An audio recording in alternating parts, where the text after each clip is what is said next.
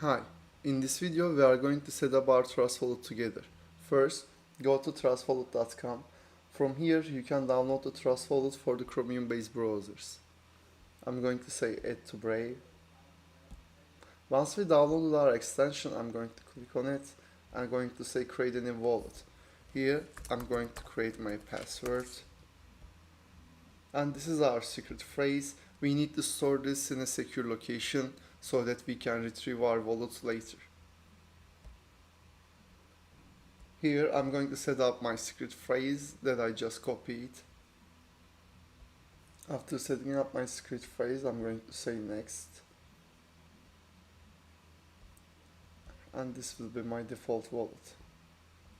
After we set our wallet, we are going to go to settings here on the bottom, developer settings, and here we are going to enable testnets. After enabling testnets, we are going to go here and click on this network section, and from here I'm going to say manage networks. Here on the bottom you can select BNB Smart Chain Testnet. If you don't have it, you can simply go to add custom network, and from here you can add your custom network like we did in MetaMask video.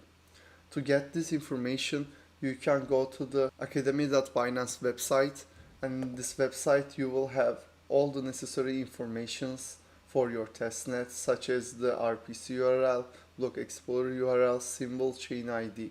I already have the test network. I'm going to go back and I'm going to select this test network here. Once I click the mnemonic here, you can see that's my address. I'm going to copy this and I'm going to go to the Faucet website. Here I'm going to paste my address and I'm going to say give me 0.1 BNB.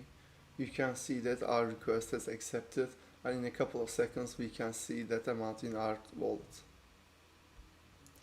Here under BNB Smart Chain Testnet, we can see that we have 0.1 BNB.